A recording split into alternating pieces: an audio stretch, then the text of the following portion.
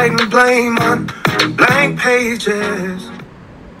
Good morning everyone, welcome to my YouTube channel. আশা করি তোমরা সবাই ভালো আছো, সুস্থ আছো। নতুন একটা সকাল, নতুন একটা দিন। আজকে সকালটা বেশ ভালোই লাগছে, পজিটিভ একটা ফিল আসছে। আর অনেক তো অফিসের জন্য রেডি হচ্ছে। আজকে তো আমাদের ভেজ, তো আজকে সকালটা আমি ভাবলাম সিম্পলভাবে খেয়ে নেবো লাঞ্চটা, আর রাত্রেবেলা পনির রান্না করবো। আর কালকে আমি বাড়িতে যাচ্ছি, মানে ইসলামপুর যাচ্ছি, আর কিছুক্ষণ পর আমি টিকিটটা কাটবো। আর আজকে সারাদিন কি কি হচ্ছে সব কিছু তোমাদের সাথে শেয়ার করব, তোমরা দেখতে থাকো। আজকে লাঞ্চে যাবে ওটস, আর সঙ্গে যাবে আলু ভাজা, পটল ভাজা আর উচ্ছে ভাজা। আজকে আমার লাঞ্চে আছে গরম গরম ভাত, আলু সিদ্ধ, উচ্ছে আলু ভাজা। আর এই যে ঘিটা দেখতে পাচ্ছ, এটা আমি পাটনার থেকে নিয়ে এসেছিলাম, রাজ দেশি ঘি। খুবই ভালো, এটা কলকাতায় পাওয়া যায় না, এটা পাটনায় পাওয়া যায়। পাটনার থেকে আমি নিয়ে এসেছিলাম, আর স্মেলটা এত ভালো কি বলবো। আমাদের হাফ হয়ে গেছে, আরও অনেকটাই আছে, এই জন্য বড়ো দেখে আমি নিয়ে এসেছিলাম পাটনার থেকে আসার সময়। যাই হোক, চটপট লাঞ্চটা করে ফেলি, খিদেও পাচ্ছে।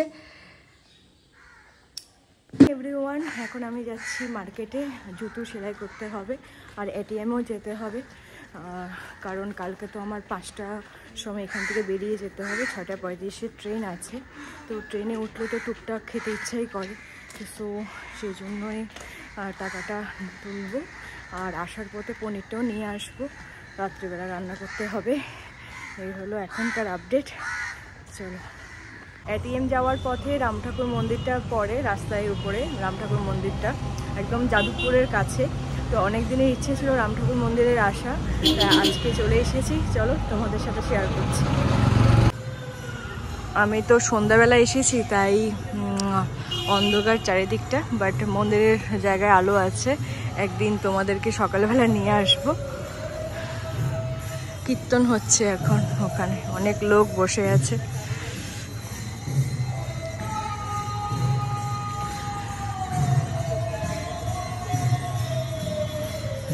এটা হলো মেন ঠাকুরের মন্দির, আর এখানে সব কীর্তন হচ্ছে, বসে আছে।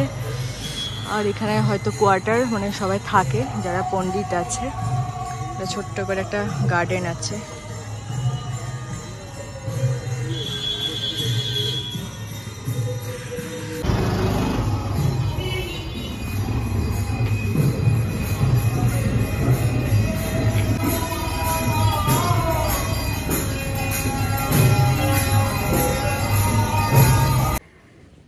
আমি এটিএম যাওয়ার পথে রাম ঠাকুরের মন্দিরেও ভিজিট করলাম।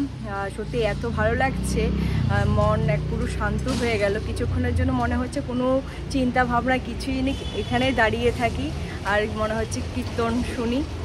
এখন সন্ধ্যা আরতি হচ্ছে, তাই কীর্তন হচ্ছে। প্রত্যেক দিন হয়, এই সময় হয়, আবার সকালবেলাও হয়, আমি যেটুকু জানি। যাই হোক, মন্দিরটা বিশাল বড়। বিজয়গড়ে না আসলে আমি হয়তো রাম ঠাকুর মন্দিরে ভিজিট করতে পারতাম না, তার জন্য থ্যাঙ্কস গড। এখন আমি এটিএমে যাব, তারপর বাড়ি ফিরে যাব পনিরটা নিয়ে। চলো, টাটা। দুটা সেলাই করতে হবে, তাই এখানে এসেছি। আদাটা সকাল 10টা থেকে সন্ধ্যে 7টা অবধি থাকে। এখন আমার জুতোটা সেলাই করে দিচ্ছে। আমি বাড়িতে চলে এসেছি, পনির আর 4 মগজ আর একটা শ্যাম্পু নিয়ে আসলাম। এখন পনিরটা রান্না করব। চলো, মগজটাকে ভিজিয়ে রাখলাম, এখানে পনিরটা কাটা আছে।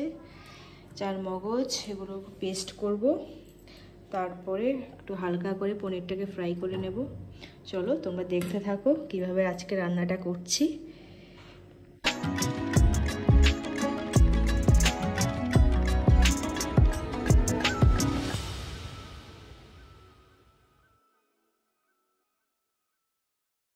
এখন আমি পেস্ট করব 4 মগজ, কাঁচা লঙ্কা, একটু আদা আছে, একটা টমেটো দিয়েছি। এটাকে ভালো করে পেস্ট করে তারপর রান্নাটা শুরু করব। তোমরা দেখতে থাকো কিভাবে করি আজকে রান্নাটা। সো আমার পেস্ট করা কমপ্লিট, এবার কড়াইটা বসাবো, রান্না শুরু করছি।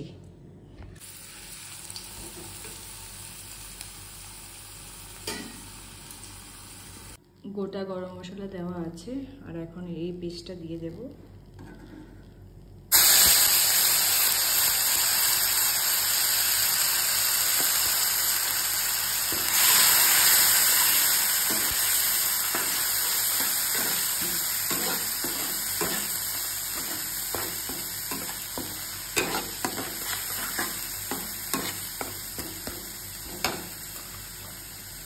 আর এখানে আছে পনির আলু ফ্রাই করে রেখেছি, আর আজকে মটরশুঁটি দেব এখানে।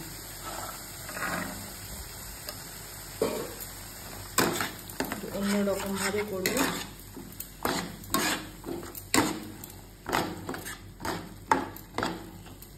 দিয়ে দেব হলুদ আর একটু নুন।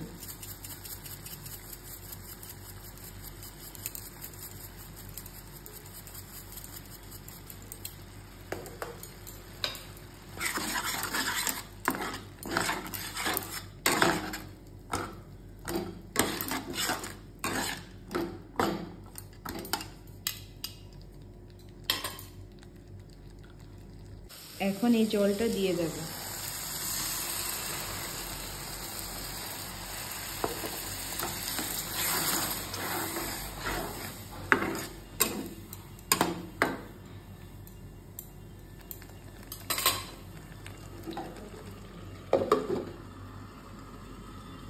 গ্যাসটা একটু হালকা করে দেব, কিছুক্ষণ রাখবো, তারপরে এই পনির আর আলুটা দিয়ে দেব। এখন পনির আলুটা দিয়ে দেব।